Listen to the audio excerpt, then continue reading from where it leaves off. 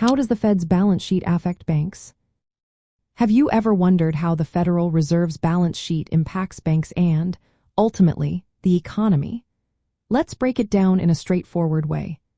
The Federal Reserve, often referred to as the Fed, manages a balance sheet that plays a vital role in the banking system. This balance sheet influences how much money banks have available to lend and how easily consumers and businesses can access credit. When the Fed expands its balance sheet, it typically does so by purchasing assets like government securities. This action increases the reserves that banks hold in their accounts at the Fed. More reserves mean banks have greater liquidity. With more liquidity, banks can lend more freely to businesses and consumers. This often results in lower interest rates, making it easier for people to borrow money.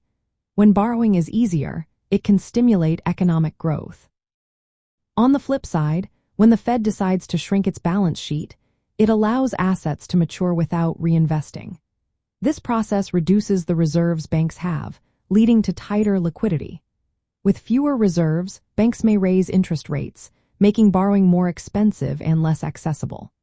This tightening can slow down economic activity, which the Fed might choose to do to combat inflation or prevent an overheated economy. From a conservative viewpoint, this balance sheet mechanism highlights the need for careful monetary policy. If the Fed expands its balance sheet too much, it can flood the banking system with reserves.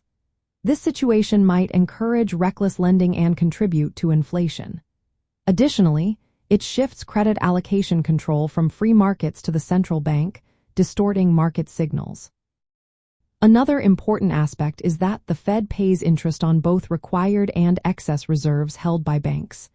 This policy can discourage banks from lending out their reserves. Instead, banks might prefer to keep their money at the Fed, where it earns interest. This behavior can lead to less credit flowing into the economy, even when banks have ample reserves. The policies surrounding the Fed's balance sheet have changed how interest rates are managed and how banks operate. A larger balance sheet means banks relying less on interbank lending.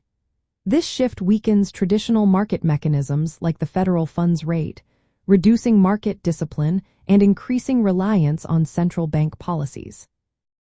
In practical terms, while the Fed's balance sheet tools can provide short-term support for the economy, over-reliance on these tools can create long-term issues. It can encourage government overspending and excessive debt accumulation by keeping borrowing costs artificially low.